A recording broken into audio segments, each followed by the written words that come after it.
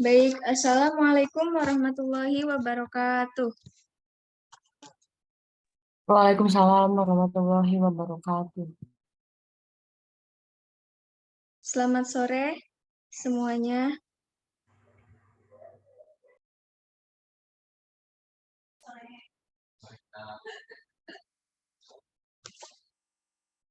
Kepada yang terhormat, Kak Eki Tamamul Fikri Esos, yang terhormat Kak Ibnu Mukorobin Haris Eshum, dan juga teman-teman semua, semoga sore ini kita diberikan keberkahan sehingga presentasi ini dapat berjalan lancar sehingga selesai.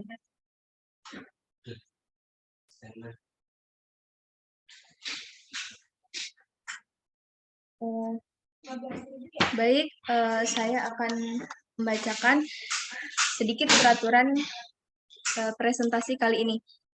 Jadi, presentasi untuk para peserta maksimal 10 menit presentasi dan terdapat tanya jawab dari juri.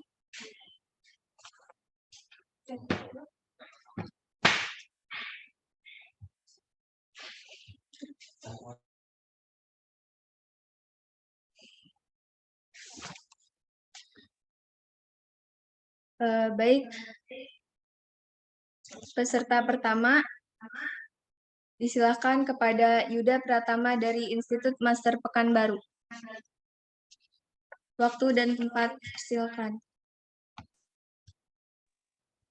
Baik, Assalamualaikum warahmatullahi wabarakatuh. Cek. Assalamualaikum warahmatullahi wabarakatuh. Sebelumnya Yuda mengucapkan terima kasih atas waktu dan tempat dari Panitia AHI Nasional. Dan Yuda mengucapkan juga terima kasih kepada Dewan Juri yang telah memberikan kesempatan untuk Yuda buat presentasi hari ini. Judul presentasi Yuda kali ini itu adalah Pesona Keindahan Songket Pandai Sike. Selain batik yang sudah mendunia, sekarang Songket Pandai Sike juga telah mulai mendunia. Untuk kain tenun khas Melayu itu dinamakan adalah songket. Seperti Ibu Haja Erna Yunita, orang yang langsung Yuda wawancarai dalam pembuatan video tersebut adalah sosok ibu yang telah berumur 56 tahun dan telah berusia 36 tahun membuat songket tersebut dan berjualan. Di Sumatera itu ada namanya songket pandai sike. Songket dengan bahannya yang cukup mahal dan pembuatannya yang memerlukan waktu yang berbulan-bulan. Pandai sike itu asal mulanya pandai artinya pandai, sike artinya sisir. Jadi orang pandai sike itu temurun dari nenek moyang pada zaman dahulu. Berkisar pada tahun 1850. Songket pandai sike memiliki motif lebih kurang 350 motif. Berikut Yuda tampilkan beberapa motif songket pandai sike.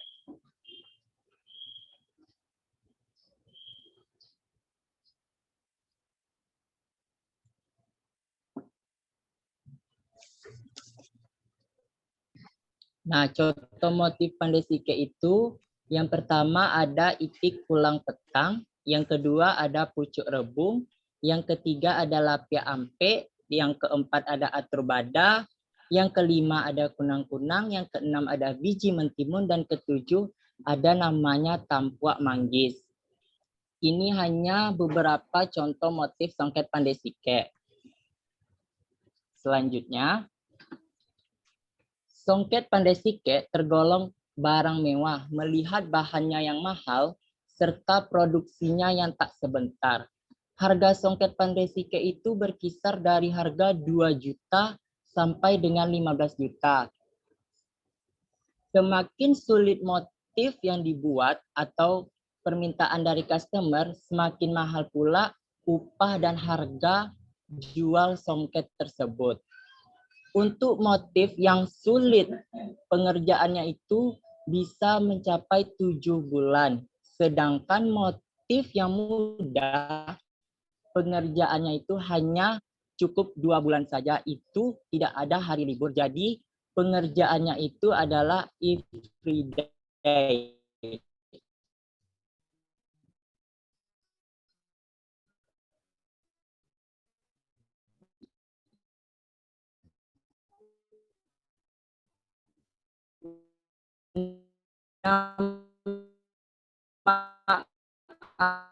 Alat songket Pandai-Sike ini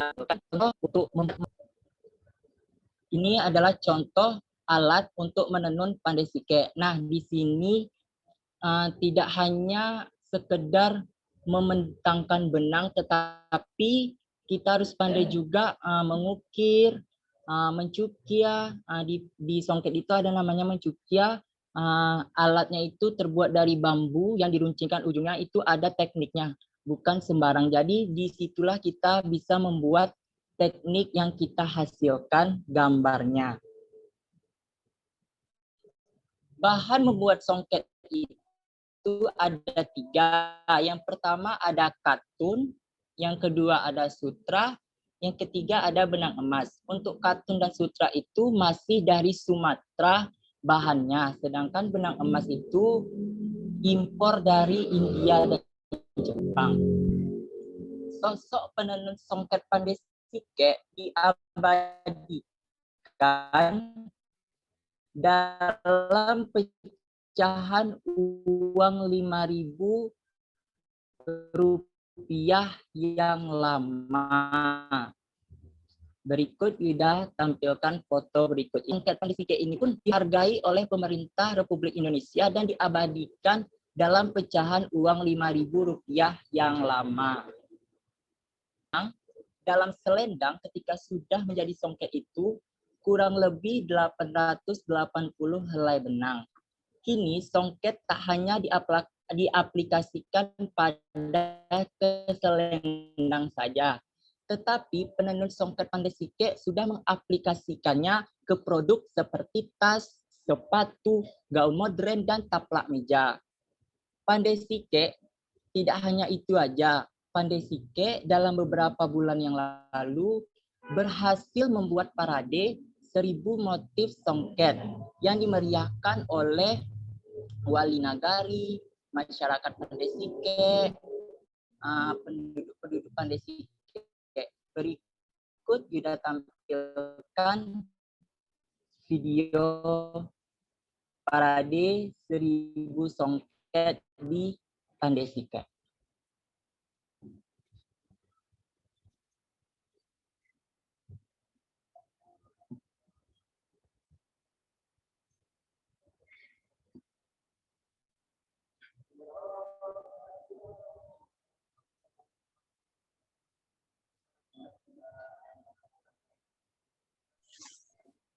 Terima kasih kepada Kak Yuda Pratama. Selanjutnya, pertanyaan dari para dewan juri. Kepada dewan juri, disilakan. Baik.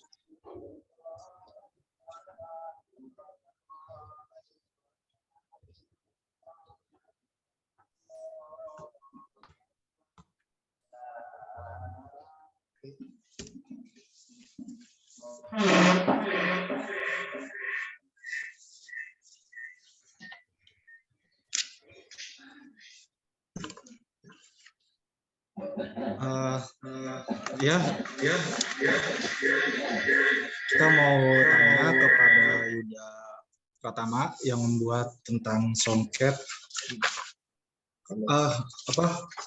songket Pandai-Sike. Apa yang membuat Yuda tertarik untuk membuat konten video tentang songket ini begitu. Nah, kebetulan kan Yuda asli orang Pekanbaru. Jadi orang tua Yuda itu asli Minang. Kalau ibu itu asli Pandai-Sike. Jadi dulu ibu pernah juga membuat songket. Jadi ketika Yuda liburan kemarin, Yuda scroll Instagram nih, ketemu bahwasanya AHI sedang mengadakan lomba tentang video ini. Jadi Yuda tertarik untuk mengangkat cerita Pandai-Sike ini gitu Kak, biar lebih dikenal secara nasional maupun internasional. Ini ada lagi?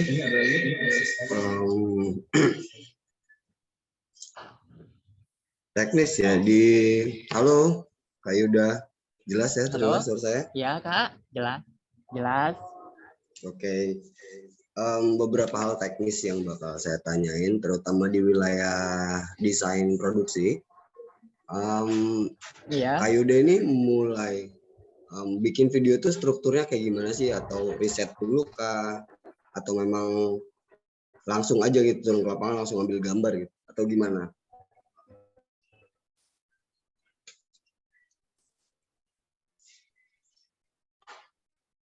Halo, Kak Yuda?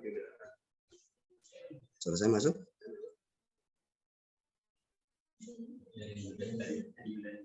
Dari Yuda, Kak Yuda jaringannya ya? Wow.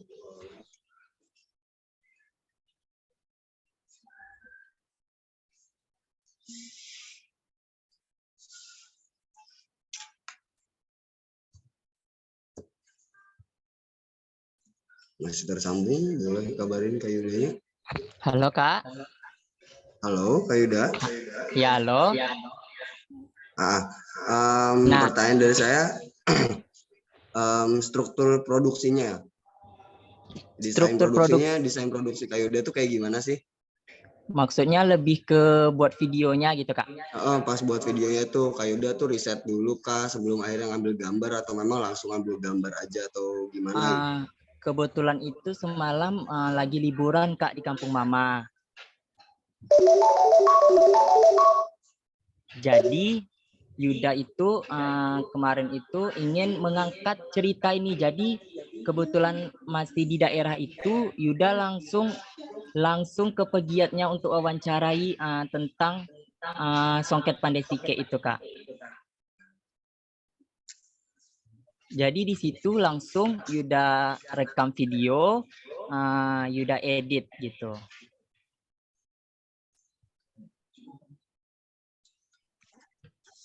Baik, karena waktunya sudah habis, 10 menit untuk presentasi,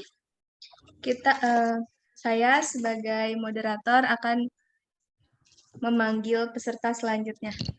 Kepada Kak Sherlita Mardiani dari UINSU dipersilakan.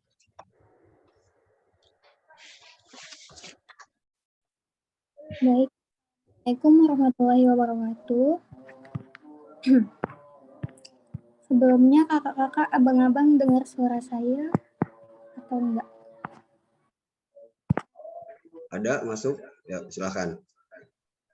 Baik, saya itu mengangkat kisah dari sejarah Chong Afi. Jadi Chong Afi itu dia lahirnya di Tiongkok, terus pada umur 18 tahun dia merantau ke kota Medan untuk mengadu nasib. Jadi sebelumnya itu abangnya Chong Afi itu udah ada di Medan selama 5 tahun dan sudah menikah di kota Medan. Jadi adiknya itu adalah Chong Afi segera menyusul ke kota Medan untuk mengadu nasib seperti abangnya kemari. Jadi saya juga berhubung tinggal di kota Medan, jadi saya sedikit bercerita. Jadi Chong Afi itu bekerja di sini di kota Medan sebagai tukang catat di buku, tukang melayani pembeli. Dia bekerja di toko orang Cina juga sebagai toko kelontong seperti toko grosir gitu. Jadi dia tukang angkat beras, tukang catat-catat di buku gitu. Jadi karena dia orangnya yang berjiwa kepemimpinan, dia itu sering jadi penengah di antara orang-orang Tiongkok yang cekcok dengan orang pribumi di Kota Medan. Jadi karena dia dermawan itu jadi sangat dikenal orang. Jadi dalam menjalankan bisnisnya sampai dia bisa memiliki perkebunan yang sangat luas di Sumatera ini sampai Sumatera Barat. Ada perkebunan kelapa, perkebunan teh di Sumatera Utara sampai Sumatera Barat, Bukit Tinggi. Jadi dalam menjalankan bisnisnya itu Chong Afi selalu mengamalkan 3 hal, yaitu jujur, setia, dan bersatu. Dia selalu berprinsip di mana bumi dipijak, di situ langit dijunjung, yang artinya dimanapun kita berada harus mengikuti atau menghormati adat istiadat yang berlaku di tempat itu. Jadi Chong Afi ini dia sangat ramah dan menghormati sehingga dia ikut serta dalam mendirikan Masjid Al-Mashun di Kota Medan gitu. Jadi sebelum meninggal, Chong Afi itu mewasiatkan seluruh kekayaannya kepada sebuah yayasan yang harus dibangun di Tiongkok tempat dia lahir dan di Kota Medan. Jadi tujuannya itu untuk memberikan bantuan kepada pemuda berbakat yang ingin menyelesaikan pendidikannya, serta membantu para korban bencana alam tanpa memandang kebangsaan atau etnis gitu. Jadi saya mengangkat cerita Chong Afi ini agar lebih banyak orang yang mengetahui sejarah tersebut. Dikarenakan dia itu orangnya sederhana, terus bisa sukses memulai karir. Dia bisa sukses itu dimulai dari karakter dan wataknya gitu. Jadi kalau kita karakternya sudah baik seperti beliau yang dermawan, dikenal orang, jadi dia pun bisa dengan mudahnya untuk berbaur dimanapun berada gitu. Jadi memudahkan dia untuk sukses di dalam usahanya gitu. Terus pun saya mengangkat cerita ini supaya karena saya itu termotivasi sama ceritanya yang soal prinsip dia tadi bahwa dimanapun bumi dipijak, di situ langit dijunjung. Terus dia itu juga selalu mengamalkan 3 dalam bisnisnya, itu setia, jujur, dan bersatu gitu. Jadi dari situ bisa termotivasi untuk jadi orang yang lebih baik dan motivasi kita juga untuk bisa lebih sukses gitu, kayak dia mengikuti jejaknya gitu. Terima kasih, sekian presentasi dari video saya. Saya kembalikan ke moderator. Baik, selanjutnya dimohon untuk para juri memberikan pertanyaan kepada Kak Shirley Mardiani. Ya, Mbak Sherlita. Mbak Sherlita ini kan kontennya bicara soal sejarah dan ingin para penontonnya juga mengambil hal-hal yang positif dari sejarah seorang tokoh Chong Afi ini ya. Dan saya pengen tanya ke Mbak Sherlita, konsep apa yang dibangun oleh Mbak Sherlita di dalam video itu supaya hal-hal positif itu lebih dominan bisa ditangkap oleh penontonnya gitu. Jadi saya pengen Mbak Sherlita coba menerangkan sedikit konsepnya aja gitu. Karena bicara sejarah lalu dikemas dalam satu buah video konten dan konsep dari Mbak Sherlita sendiri seperti apa? Saya pengen Mbak lebih detail menjelaskan soal konsep videonya aja. Jadi konsep videonya itu tadi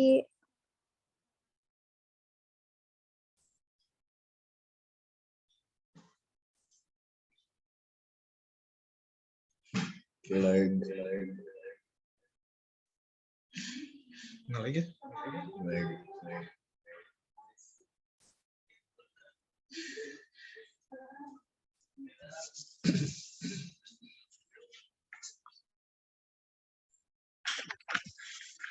Shirley Mardiani.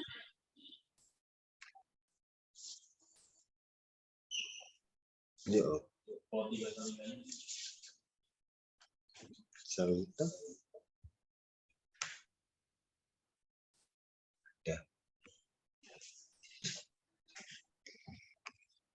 Baik, karena Kak Shirley Mardiani keluar dari Zoom meeting, maka saya akan melanjutkan membacakan peserta selanjutnya.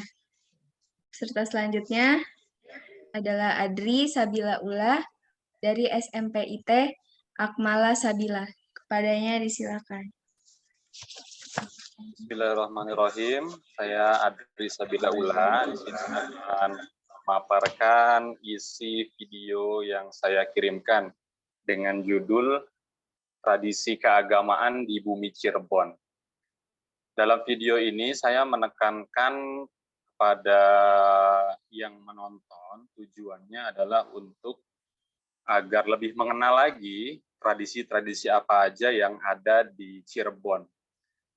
Salah satunya seperti Suroan, yaitu adalah peringatan di bulan Asyura ketika masyarakat Cirebon meyakini bahwa di bulan tersebut banyak peristiwa-peristiwa sejarah dalam agama Islam, dan juga ada sejarah-sejarah di dalam Babat Cirebon tersendiri, yang akhirnya masyarakat Cirebon berinisiatif untuk membuat bubur syuro yang kemudian dibagikan kepada masyarakat sekitar. Ada juga peringatan bulan Saparan. Peringatan Saparan, tradisi Saparan ini diyakini masyarakat Cirebon bahwa di bulan Sapar itu adalah bulan yang banyak cobaan dan ujian dari Allah Subhanahu wa Ta'ala. Sehingga dalam keyakinan tersebut masyarakat Cirebon berinisiatif untuk membuat kue apem dengan kuah dari gula Jawa yang kemudian dibagikan lagi kepada masyarakat dengan niatan sodakoh. Nah, dari sodakoh tersebut bertujuan agar terhindar dari cobaan dan ujian yang diberikan. Ada juga mauludan. Nah, di sini sama seperti tradisi lainnya, mauludan ini peringatan hari kelahiran Rasulullah SAW. Namun di Cirebon, ketika Mauludan ini ada tradisi dari Keraton Kasepuhan Cirebon yang dinamakan Panjang Jimat. Di situ biasanya dari Kasepuhan akan mengeluarkan berbagai macam alat-alat tradisional atau peninggalan-peninggalan yang ada di Kasepuhan Cirebon untuk dibersihkan, untuk dicuci, dan lain sebagainya. Tujuannya dari pembuatan video ini, saya melihat peristiwa fenomena belakangan ini banyak yang membid'ahkan tradisi-tradisi yang ada di Nusantara, khususnya yang berkaitan dengan budaya. Nah, dengan video ini saya menekankan bahwa dalam budaya atau tradisi yang hidup di masyarakat Indonesia, dalam video ini khususnya di Cirebon, bahwasanya ada juga kok nilai-nilai agama, nilai-nilai syariat yang ditekankan di situ, seperti halnya bersodakoh, bersolawat, dan juga bersilaturahmi ketika dalam pelaksanaan acara-acara tradisi dan adat budaya tersebut. Jadi harapannya dengan pembuatan video ini,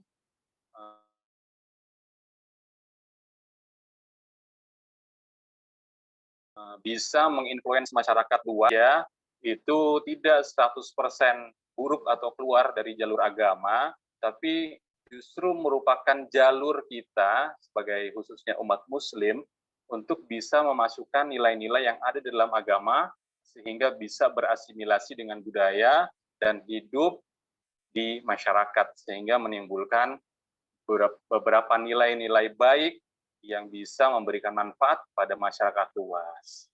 Seperti itu. Untuk proses pembuatan video yang saya kirimkan, saya pertama kali membuatnya, yang pertama itu bikin skrip video dulu.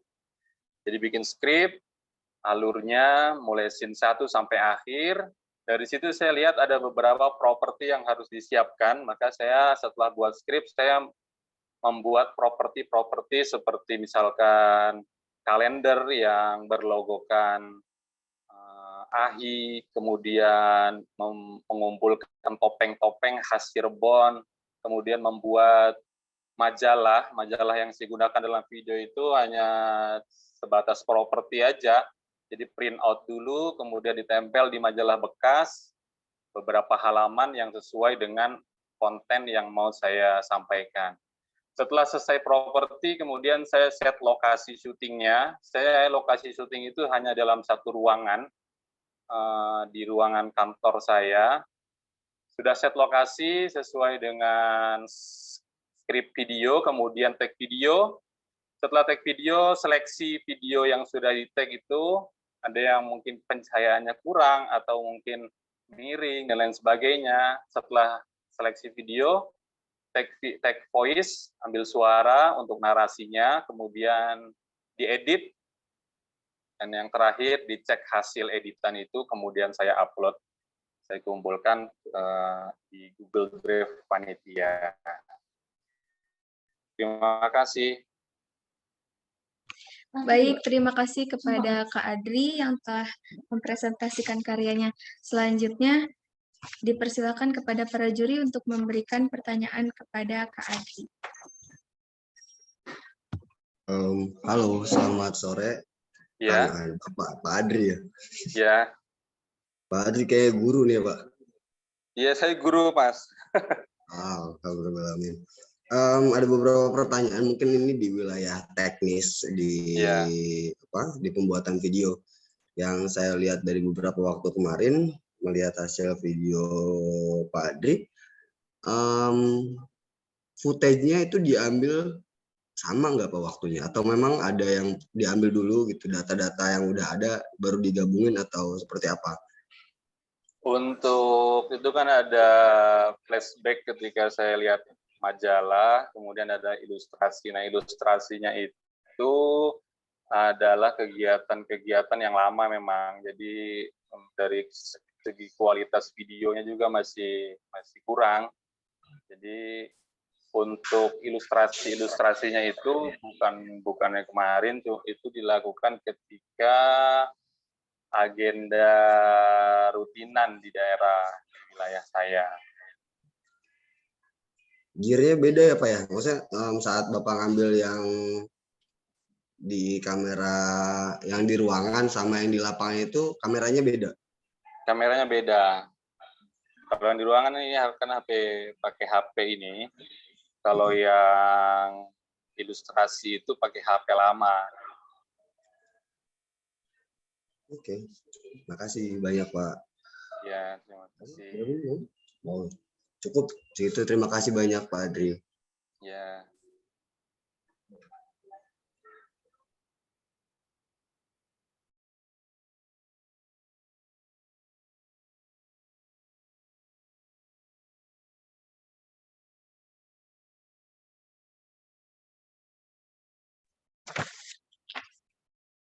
Baik, peserta selanjutnya yaitu Cynthia Khadijah M dari Polkesbank. Kepada dipersilakan. Baik, terima kasih untuk moderator atas kesempatannya. Assalamualaikum warahmatullahi wabarakatuh. Salam sejahtera untuk kita semuanya. Om Swastiastu, Namo Buddhaya, salam kebajikan. Yang terhormat dan juri, dan yang terhormat panitia AHI Competition. Sebelumnya perkenalkan, saya Cynthia Khadijah Marpaung dari Poltekkes Kemenkes Palembang. Di sini saya akan mempresentasikan video yang telah saya buat. Langsung saja, pertama itu ada teknik video. Untuk pengambilan video menggunakan kamera handphone, dan juga untuk pengeditan itu menggunakan 2 aplikasi, dan untuk voice sendiri itu menggunakan sistem dubbing. Dan selanjutnya itu masuk ke isi dari video. Nah, di video yang saya buat ini mengangkat ikon dari Kota Palembang. Ikon-ikon wisata Kota Palembang yang memiliki berbagai macam ciri khas dan cerita di dalamnya sendiri. Yang pertama itu ada Monumen Perjuangan Rakyat, atau yang sering disebut Monpera, di mana ini merupakan bukti nyata dari Perang 5 Hari 5 Malam di Kota Palembang, yang pada saat itu sedang dijajah pada saat agresi militer Belanda II. Nah, bangunan ini sendiri tidak dibuat dengan tanpa maksud. Dari sisi bangunan ini, dari bentuk dan juga jalan menuju bangunan ini memiliki makna dari rakyat Palembang itu sendiri. Seperti bangunan ini memiliki 9 jalan masuk ke dalam bangunan, itu artinya Batanghari 9, yang dimana itu adalah semboyan masyarakat Kota Palembang. Dan selanjutnya itu ada wisata Benteng Kota Besar. Nah, ini merupakan wisata perjuangan dari masyarakat Kota Palembang juga, di mana saat itu ini merupakan benteng pertahanan dari kaum pribumi pada saat perang di Kota Palembang. Nah, di belakang benteng ini sendiri terdapat Keraton Sultan Mahmud Badarudin II, yang dimana itu merupakan raja di Bumi Sriwijaya atau Kota Palembang. Nah, yang selanjutnya ini ada Tugu Iwak Blido, di mana tugu ini merupakan ciri khas dari makanan Kota Palembang, yang mana ikan belida ini digunakan untuk campuran pempek. Maka dari itu dibuatlah ikon yang dimana mengangkat dari ciri khas makanan Kota Palembang. Selanjutnya itu ada ikon ciri khas Kota Palembang, yaitu Jembatan Ampera. Di mana jembatan ini merupakan yang dibuat pada masa Jepang saat berada di Kota Palembang. Dan selanjutnya ada rumah khas dari Kota Palembang. Ada beberapa dari kabupaten di Kota Palembang. Nah, rumah adat ini merupakan ciri khas dari Kota Palembang dari berbagai kabupaten. Ada Kabupaten Pelawang, kemudian ada Ogan Komering Ulu, Ogan Komering Ulu Selatan, Ogan Komering Ulu Timur, dan juga ada Lahat. Nah, jadi di sini, di tempat ini, di dalam video tersebut, dibuat jadi satu wilayah di mana itu adalah tempat wisata di mana bisa melihat rumah khas Kota Palembang.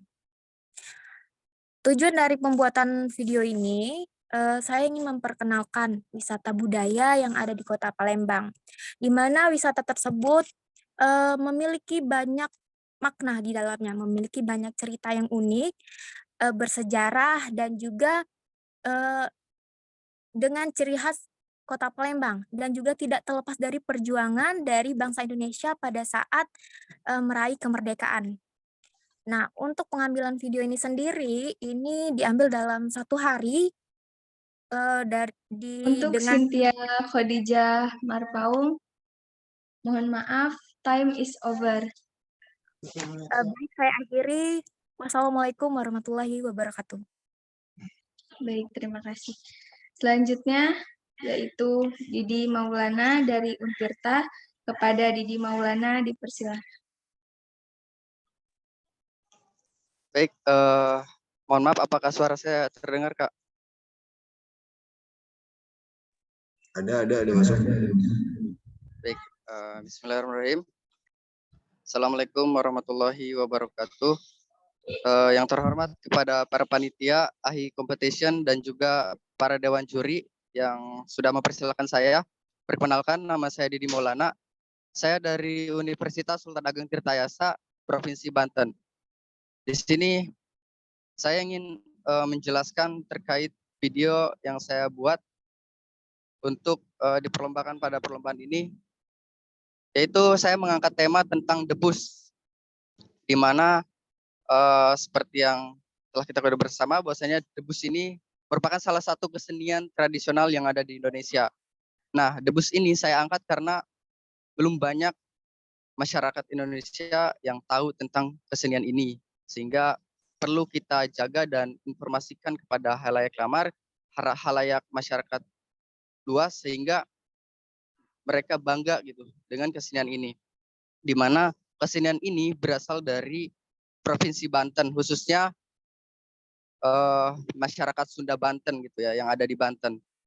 Nah, sebelumnya kesenian ini diperkenalkan ketika masa pemerintahan Maulana Hasanuddin Banten, kemudian pada masa pemerintahan Sultan Ageng Tirtaya pun kesenian ini dijadikan sebagai alat penyemangat gitu untuk menjajah atau mengusir para penjajah Belanda pada masa itu. Dan pada dasarnya kesenian ini memperkenalkan pertunjukan yang kebal terhadap senjata tajam, terus panas api dan lain sebagainya gitu.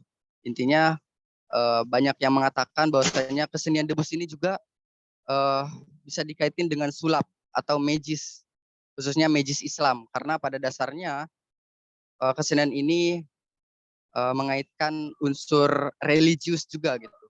Karena para pelakunya itu atau para pemain debus ini sebelum mereka melakukan atraksinya itu mereka dibekali dengan keahlian untuk kekebalan untuk kekebalan dari benda tajam dan lain sebagainya.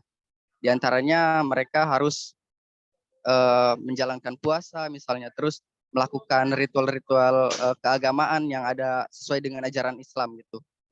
Dan meskipun sudah banyak yang mengetahui debus ini, tapi banyak juga di antara kita yang mungkin tidak tahu arti debus itu apa gitu.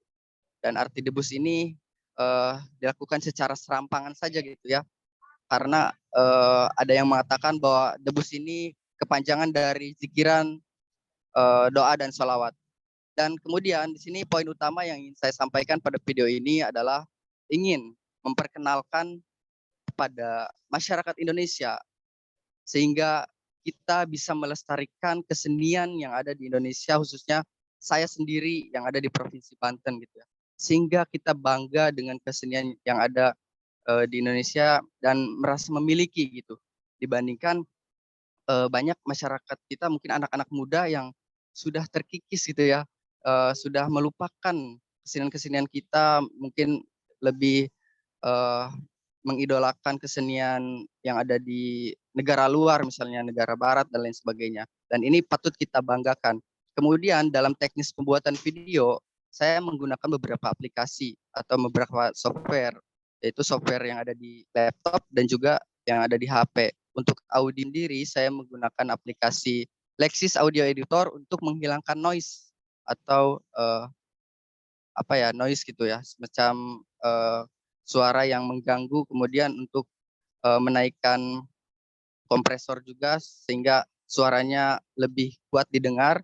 Kemudian untuk pembuatan video saya menggunakan beberapa aplikasi yang ada di laptop, diantaranya yaitu PowerPoint, yaitu ketika saya menggunakan footage di bagian awal video gitu ya, di bagian opening video dan bagian awal video itu menggunakan aplikasi PowerPoint. Kemudian untuk aplikasi selanjutnya yaitu CapCut ataupun aplikasi editing yang ada di laptop untuk menambahkan transisi gitu ya, sehingga video yang saya tampilkan itu menjadi smooth dan mudah dan enak dilihat gitu. Kemudian ada beberapa aplikasi lain juga yang mungkin digunakan, yaitu Video Scribe yang digunakan untuk membuat tulisan debus yang ada pada footage di video tersebut. Dan mungkin video yang saya ambil itu saya menggunakan beberapa sumber gitu ya, khususnya yang ada di YouTube untuk memvisualisasikan apa yang saya sampaikan gitu. Dan dalam pembuatan video ini saya melakukan riset terlebih dahulu. Pertama mungkin saya mencari tahu ide apa sih yang ingin saya gagas itu, yaitu debus. Kemudian setelah tahu idenya, saya mencari referensi menggunakan beberapa jurnal. Dan maka dari itu saya sertakan sumber referensi pada akhir video tersebut untuk menilai keaslian video gitu ya. Sehingga data yang saya sampaikan itu memang sesuai dengan sumber yang relevan gitu. Kemudian setelah tahu sumber-sumbernya, kemudian saya menyusun narasi. Setelah itu, setelah narasi disusun, baru saya tag suaranya atau merekam suaranya dan Setelah itu baru saya menyusun atau mengedit video tersebut menggunakan beberapa aplikasi yang saya gunakan tadi. Mungkin itu aja yang dapat saya sampaikan. Kurang lebihnya mohon maaf. Terima kasih. Wassalamualaikum warahmatullahi wabarakatuh.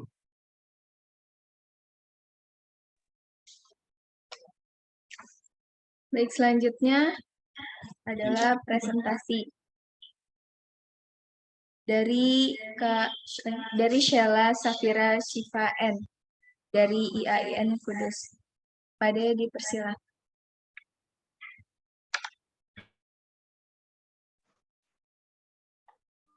Assalamualaikum warahmatullahi wabarakatuh. Apakah suara saya sudah terdengar? Ada. Baik, terima kasih untuk waktunya. Seperti yang kita ketahui bahwa judul saya mengusung sejarah dan asal-usul Jenang Kudus. Nah, tujuan saya untuk mengambil judul ini karena saya ingin memperkenalkan kuliner khas Kudus. Karena menurut saya, di era globalisasi ini, anak-anak zaman sekarang itu lebih suka memilih makanan yang kayak luar negeri gitu. Jadi jangan sampai warisan kita, yakni kuliner khas tersebut, bisa diakui oleh negara lain. Nah, untuk pembuatan jenang Kudus ini, tak bisa dilepaskan dengan peristiwa yang menimpa Mbah Dempok Soponyono. Mbah Dempok Soponyono itu warga di desa Kalipoto, dan cucunya yang tercebur dan hanyut di sungai Kalipoto. Mbah Dempok ini merupakan, meski tertolong, cucu Mbah Dempok tak kunjung sadar atau mengalami mati suri. Hal tersebut diyakini karena cucu Mbah Dempok itu diganggu oleh makhluk halus berambut api yang di sini itu sering disebut sebagai Banaspati. Alhasil banyak yang menyimpulkan cucu Mbah Dempok telah meninggal, termasuk Sunan Kudus sendiri. Namun berbeda dengan Syekh Jangkung. Syekh Jangkung yaitu kalau di sini itu disebut dengan Saridin, yaitu muridnya Sunan Kudus yang menyatakan cucu Mbah Dempok itu masih hidup. Nah, untuk membangunkan cucu Mbah Dempok ini dari mati suri, Syekh Jangkung atau Saridin meminta ibu-ibu di desa Kalipoto untuk membuat jenang dari bumbur gamping.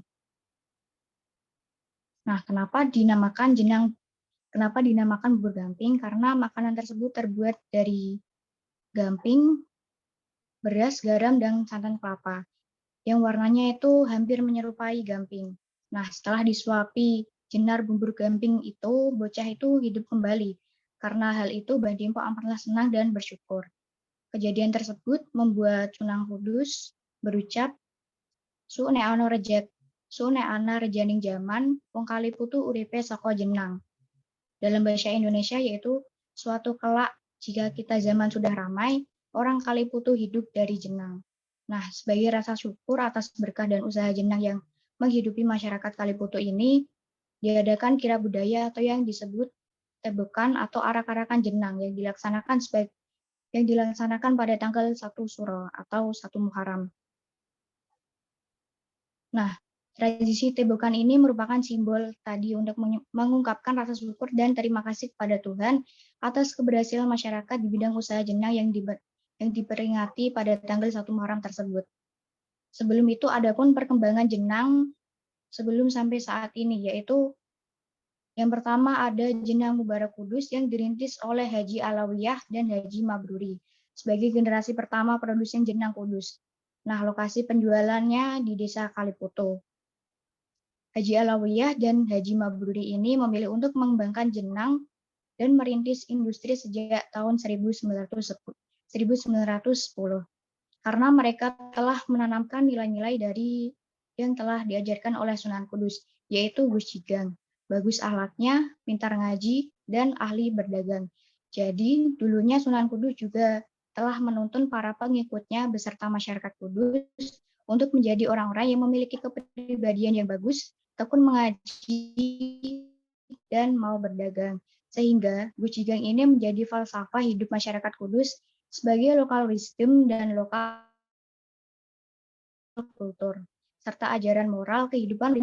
Untuk video saya, yang opening itu saya memilih Menara Kudus karena merupakan suatu identik dari kota Kudus sendiri dan merupakan peninggalan Sunan Kudus.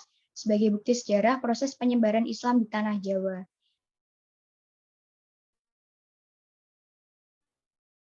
Masjid ini jadi di Kudus juga itu Sunan Kudus melarang masyarakat Kudus untuk tidak menyembelih sapi karena Sunan Kudus dulunya menyebarluaskan ajaran agama Islam tanpa menyinggung perasaan umat agama lain. Kedua, saya memilih di Museum Busigang yang dibangun oleh PT Mubarak Food, yaitu tadi tentang perintis industri jenang pertama di Kudus. Nah, di sini banyak sekali yang saya ketahui karena menyajikan arsitektur tentang Kudus versi zaman dahulu. Ada wayang, patung orang-orang yang sedang membuat jenang Kudus, membuat rokok, dan ada juga foto-foto yang merintis industri jenang Kudus. Mungkin sekian dari saya.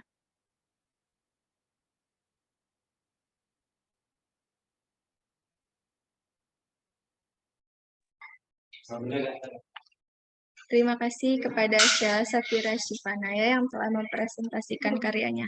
Mohon maaf ada sedikit perubahan, bahwa juri akan memberikan komentar dan kesimpulan di akhir, ketika seluruh peserta telah mempresentasikan karyanya. Baik, selanjutnya adalah Rihadatul Aisy dari ITB. Kepada Rihadatul Aisy, dipersilahkan. Terima kasih atas kesempatannya. Yang terhormat para dewan juri dan para panitia AHI competition.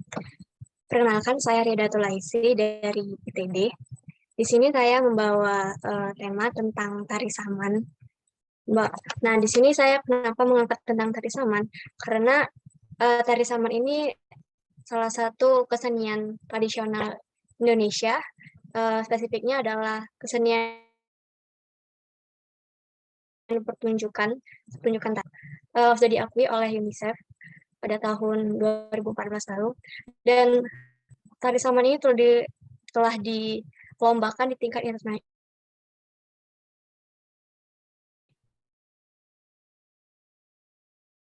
internasional dan di opening. Jadi di sini saya, karena targetnya adalah anak muda, jadi saya ingin mengenalkan kepada anak muda bahwa kita juga punya kebudayaan yang bisa dibanggakan, yang sudah sampai di tingkat internasional, yang jadi kayak jangan cuma bangga sama kebudayaan modern dan kebudayaan dari barat kayak gitu. Nah, di sini saya mengemas videonya dengan beberapa banyak editing gitu ya. Saya awalnya research tentang tari saman ini di internet, kemudian cari-cari sumber referensi di YouTube juga, melihat video-video tentang tari saman. Terus saya susun narasi, kemudian saya take beberapa footage dan saya ambil dari YouTube, kemudian saya edit di aplikasi di handphone. Nah, konten di videonya saya bagi menjadi empat section gitu. Awalnya introduction dan pengenalan umum tentang tari saman, kemudian sejarah, kedua tentang tarian gerakan tari saman, ketiga tentang lagu tari saman, terus section keempat tentang makna dari tari saman itu sendiri. Nah, untuk sejarah tari saman, yaitu tari saman adalah tarian asli Aceh yang berasal dari dataran tinggi Gayo. Di masa lalu, tarian ini banyak dilakukan pada perayaan acara-acara penting dalam adat masyarakat Aceh. Salah satunya adalah pementasan tari saman yang ditampilkan pada perayaan kelahiran Nabi Muhammad. Nah, tari saman ini awalnya merupakan tarian rakyat, namanya itu Poaneh. Nah, kemudian oleh Syekh Saman divariasikan, kemudian berakulturasi dengan kebudayaan Arab, sehingga tercipta tari saman dengan ciri khas tepukan paha dan tepukan dada secara bergantian. Nah, saat ini tari saman menjadi tarian hiburan karena dapat dilakukan tanpa ikatan acara adat apapun, dan bisa dilakukan kapanpun, dan bisa dan sudah menjadi tarian di pertunjukan. Kemudian tentang gerakan tari saman ini sendiri, tari saman awalnya ditampilkan oleh penari laki-laki dengan jumlah orang kurang lebih 10 penari. Kemudian dengan agar tarian ini semakin marak jika dimainkan oleh banyak penari, maka tari saman pun dimainkan lebih banyak orang dan boleh dimainkan oleh perempuan. Dari gerakan tari saman ini yaitu gerakannya yang harmonis dan dia mengalun cepat bersama syair-syair yang mengiringinya. Kemudian dari lagu Tari Saman ini, untuk syair dan nyanyian lagu Tari Saman sendiri biasanya merupakan sebuah pepatah dan nasihat yang bermakna begitu dalam, bisa jadi sindiran, terus dakwah, terus nasihat-nasihat yang bisa dijadikan sebagai sarana dakwah oleh para penari atau para performersnya. Syair-syair tersebut berisi pesan moral ajaran Islam yang seharusnya diresapi oleh setiap para pendengarnya. Nah, lagunya ini biasanya dipandu oleh seorang syekh atau pemandu tari. Kemudian makna dari tari saman sendiri yaitu tari saman bermakna gerakan kerjasama antar tim. Banyak pesan dan makna filosofis yang dapat diambil dari tarian ini, misalnya tentang ilmu agama, pendidikan, sopan santun, kepahlawanan, kebersamaan, dan kekompakan. Seperti itu. Terus konsep yang saya bawa di sini adalah karena saya targetnya adalah anak muda, jadi saya lebih menekankan kepada editing yang bagus sehingga anak muda lebih tertarik untuk mengenal tentang tari saman. Seperti yang saya lakukan di section sejarah, yaitu ini share screen sebentar.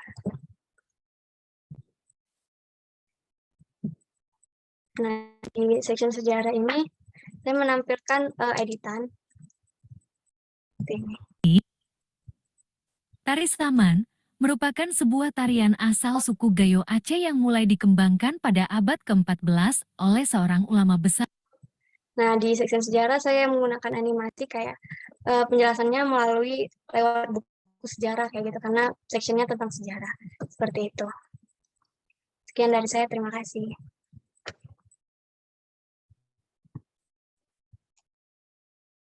Baik, peserta selanjutnya yaitu Rizky Fauzi dari Unpas. Kepada Rizky Fauzi dipersilakan.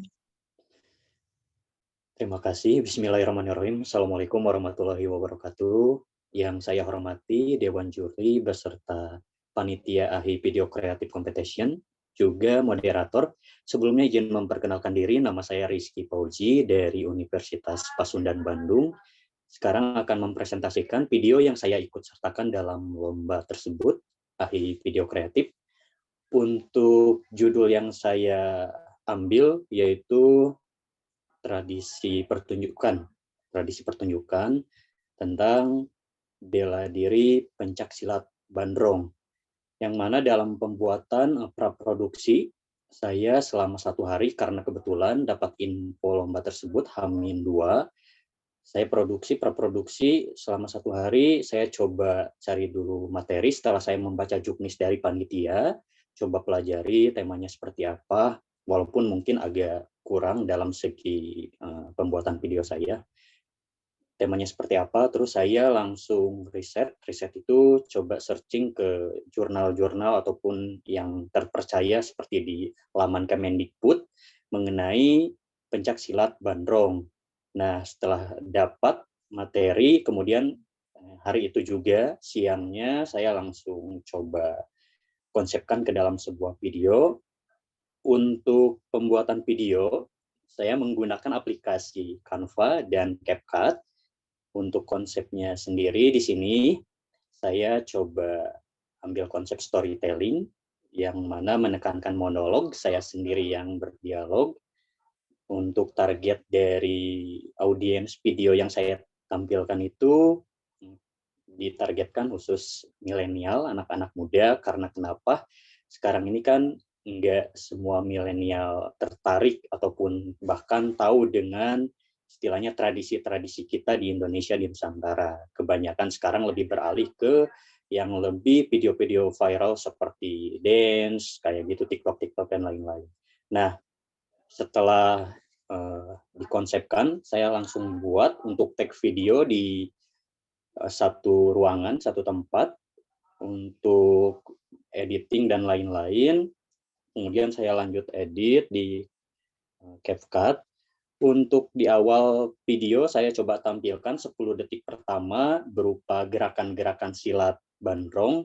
Di sana saya coba edit juga dengan tambahan sedikit-sedikit efek yang juga sound yang humoris, supaya di 10 detik pertama audiens bisa tertarik dengan apa yang saya tampilkan, seperti itu. Selanjutnya saya lanjut ke penjelasan sejarah tentang pencak silat Bandrong.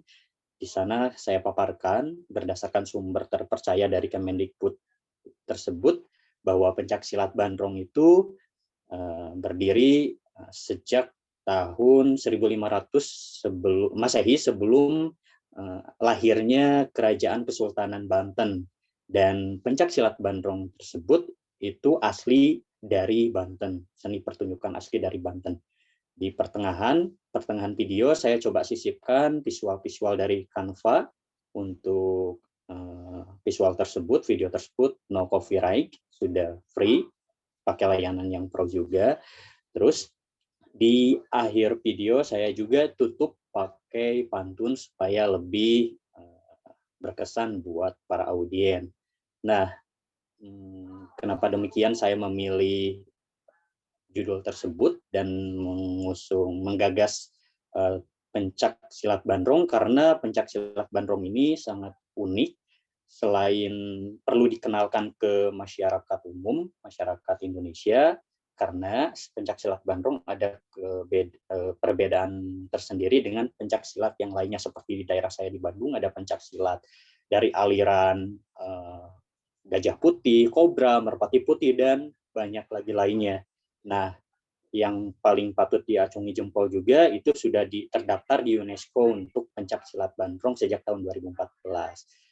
Untuk saat ini, sampai saat ini masih berkembang, dan pencak silat Bandrong dikhususkan untuk acara tradisi-tradisi seperti hajatan, pernikahan, sunatan, dan lain-lain. Sampai saat ini masih dibudayakan, dilestarikan oleh masyarakat di Indonesia, khususnya di Banten, di Cilegon, seperti itu. Terima kasih untuk waktunya, mohon maaf atas segala kekurangan.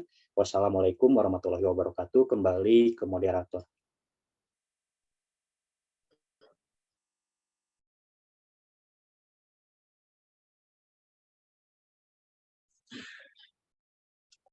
Baik, peserta selanjutnya yaitu Dila Aprilianti.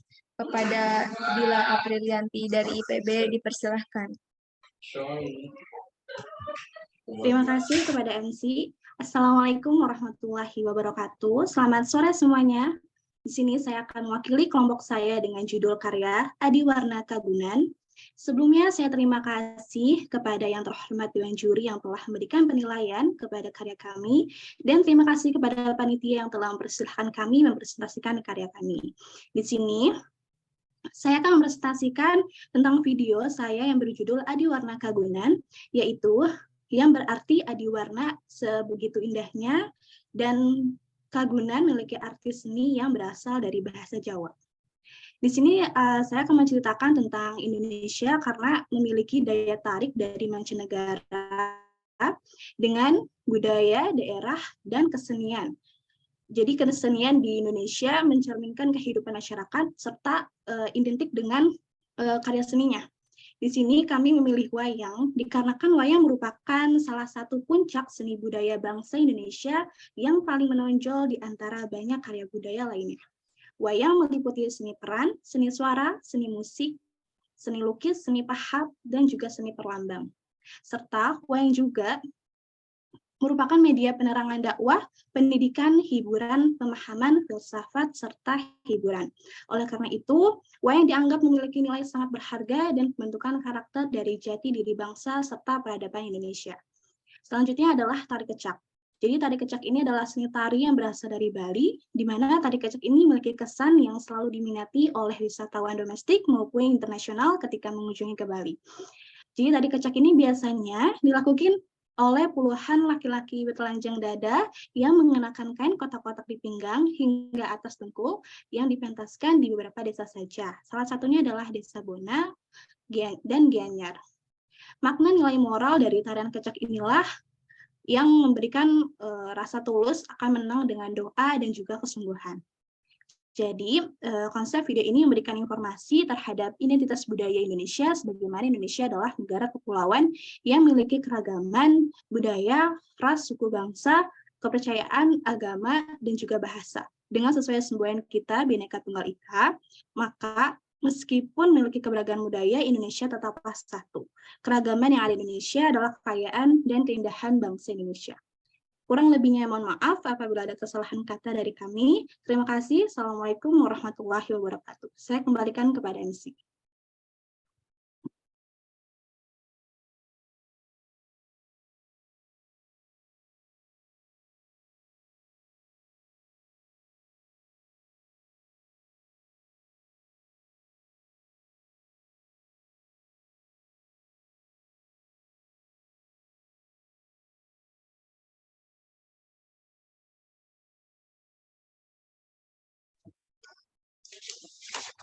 Baik, peserta selanjutnya yaitu Baik Gina Sandika dari Universitas Mataram. Kepada Baik Gina Sandika dipersilakan.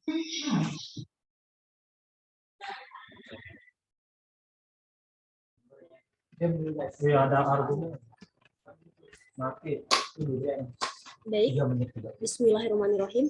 Assalamualaikum warahmatullahi wabarakatuh. Selamat sore dan salam sejahtera untuk kita semua.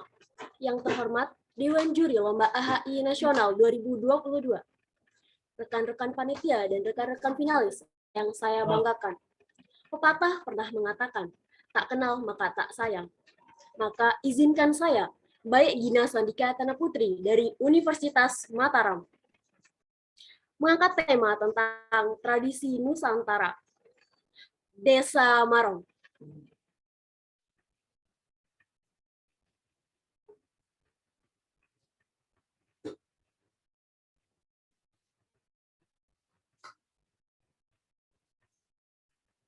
(5.783 jiwa).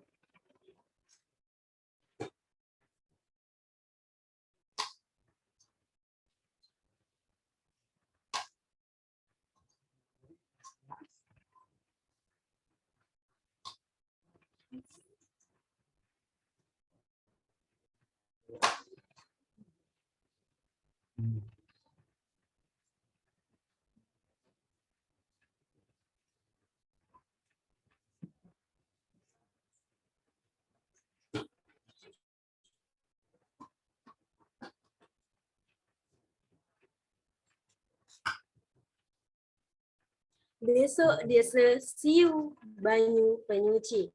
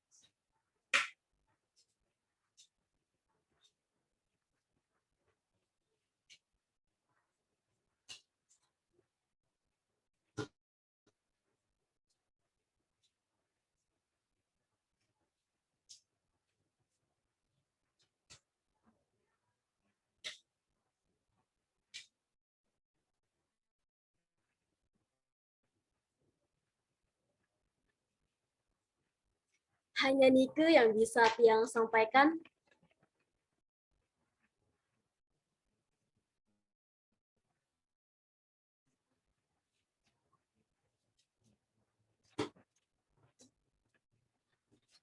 Matur tampiasi.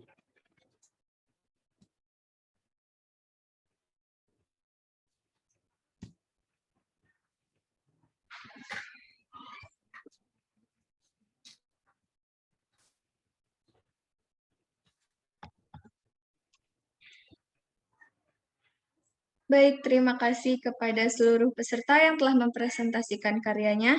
Selanjutnya, komentar dan kesimpulan dari para dewan juri. Kepada para dewan juri dipersilahkan.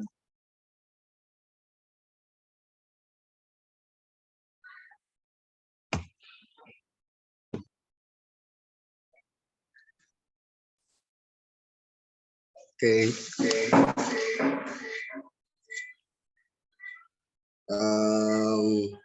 Dikarenakan waktu yang memang sedikit ya waktu, jadi nggak bisa tanya jawab. Tapi saya harap dari 10 nominator yang terpilih dari lomba video ini bagus-bagus semua, keren-keren semua. Itu makanya kita nyediain slot buat untuk 10 nominator yang bisa masuk, yang akhirnya presentasi ini menjadi poin tambahan untuk nilai menentukan beberapa pemenang nantinya. Mungkin ada beberapa hal teknis yang juga mesti teman-teman peserta perhatikan. Ketika membuat sebuah karya video, saya rasa bukan melulu tentang hal, ada dua poin hal teknis sama konsep tuh yang juga harus berjalan berdampingan. Jadi dalam satu video tuh saya rasa nggak boleh ada yang menonjol, satu sama lain harus saling dukung. Nah, dari beberapa video yang kami terima dari beberapa peserta lomba ya, 18 peserta lomba itu, 10 video ini yang menurut kami bagus banget. Makanya harus ada kurasi ini, kayak kita bingung milah mana video yang bagus, yang lebih baik dari yang baik. Penting juga saya rasa buat teman-teman bisa paham sama wilayah dasar pembuatan video ya, di wilayah konsep, pemahaman teman-teman terhadap materi.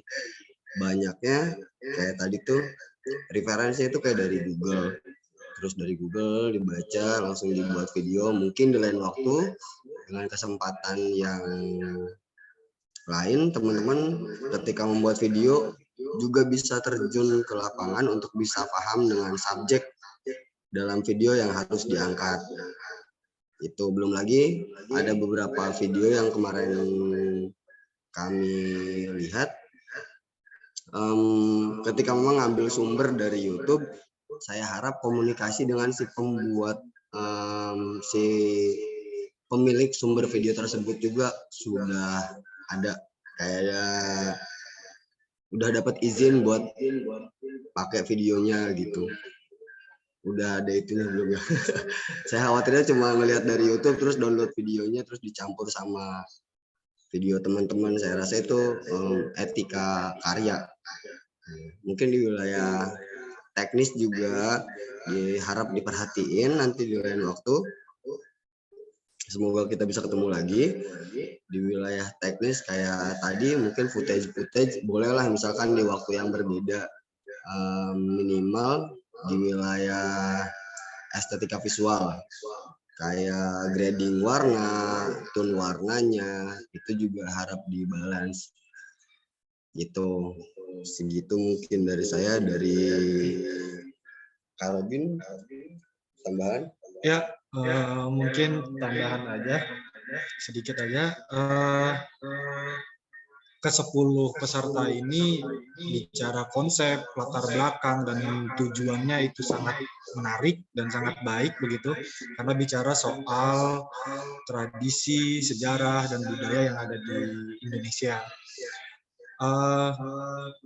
Tapi karena ini perlombaan, mungkin kita juga akan ada penilaian-penilaian, dan ketika tadi teman-teman mempresentasikan konsep videonya atau konsep secara teknisnya itu sudah sangat baik. Hanya mungkin kami sebagai juri nanti akan menilai untuk di wilayah estetikanya ya, secara teknisnya mungkin ya, karena semua saya yakin secara konsep ketika teman-teman tadi mempresentasikannya itu sudah sangat baik sekali dan sangat menarik, dan ini menjadi juga tantangan untuk kita ya sebagai juri untuk lebih detail lagi untuk memberikan penilaian-penilaian, tambahan penilaian gitu dari video teman-teman. Ya mungkin itu aja. Gimana? Cukup. Mungkin langsung dikasih ke moderator ya. Selamat sore, terima kasih banyak buat teman-teman sudah mau present. Semua karyanya bagus-bagus banget.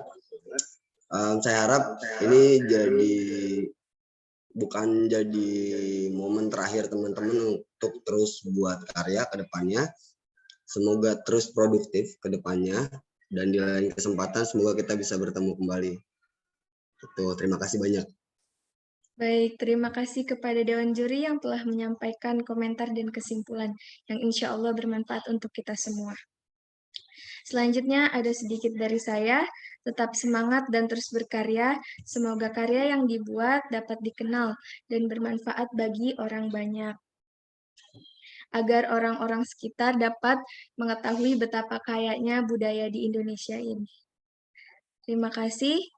Wassalamualaikum warahmatullahi wabarakatuh.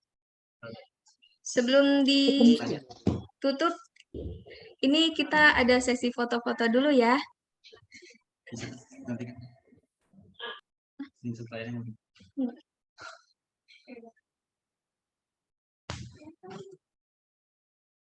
Oke, bergaya ya.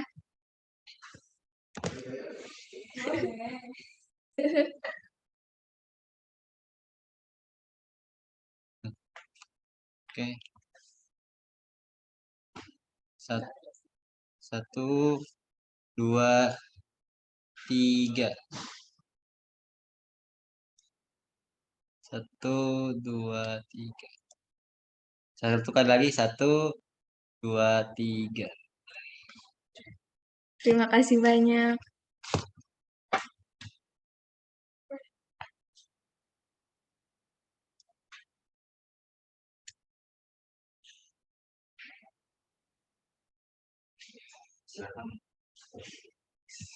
Kepada para peserta dipersilahkan untuk meninggalkan Zoom meeting.